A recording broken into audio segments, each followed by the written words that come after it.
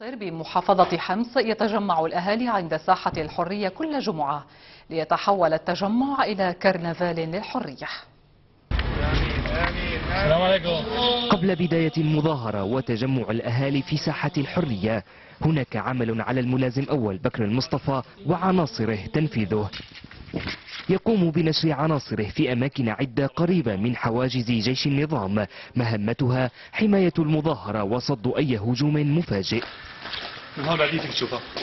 مر وقت طويل ولم يتعرض المتظاهرون لهجوم من قبل الجيش، لكن على الملازم بكر أخذ الحيطة كاملة، فأي خطأ يمكن أن يعرض حياة المدنيين للخطر. كل شر وسوء أنت ولي الصالحين. مثل ما ملاحظ يعني مظاهرة سلمية، لا فيها تخريب، لا فيها عناصر مسلحة، ولا فيها أي شيء، ولذلك نحن مهمتنا هون حماية هالناس، الشعب الأعزل، من أي قصف أو أي تدمير من هذه العصابات الأسدية. ما أن تنتهي الصلاة حتى تبدأ التكبيرات معلنة بداية مظاهرة يوم الجمعة التي أطلق عليها أتى أمر الله فلا تستعجلون، ذلك للتحفيز على اقتراب النصر.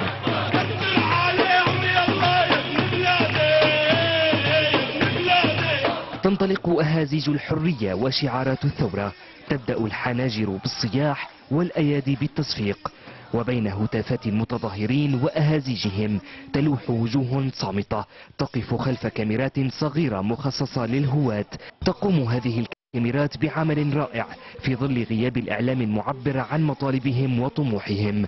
بعد تصوير المظاهرة يقوم هذا الشاب بتوثيقها وبثها عبر مواقع الإنترنت لتتلقفها وسائل الإعلام العربية والعالمية ونقلها إلى العالم أجمع. أخذنا عاتق وعمل بهذه الثورة هو تصوير المقاطع وإرسالها، وهي شغلتنا من بداية هاي الثورة. تعاني المكاتب الإعلامية في مدينة القصير من نقص في أجهزة الاتصالات والتي تمكنهم من التواصل مع العالم الخارجي في ظل انقطاع شبه دائم لشبكات الاتصالات السورية لكل من الهاتف والإنترنت.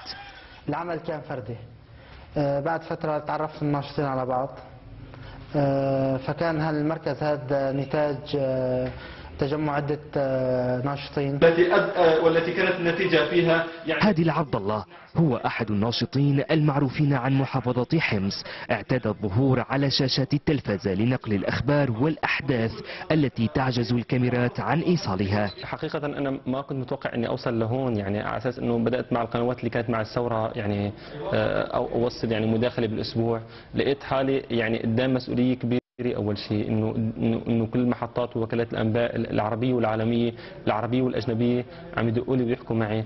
الصعوبات حقيقة يعني أهم شيء هو خوفي على أهلي. يعني أنا بالأصل كنت مشرد، يعني صار لي لهلا باللحظة اللي عم حكيك فيها صار لي أكثر من 6 شهور ما شفت أهلي. بين كل جمعة وأخرى تسير المظاهرات إلى خطى أفضل من ناحية التنظيم ليكون أقرب إلى كرنفال يواكب الثورة ومراحلها المتعددة. هنا يقوم منظمو المظاهرة بأداء تمثيلية تسخر من عمل المبعوثين الأمميين،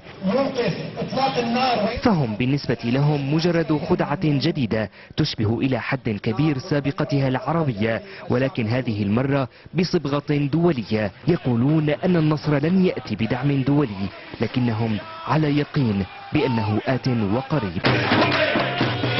لتلفزيون أورينت نيوز، إبراهيم مهنا، مدينة القصير، حمص.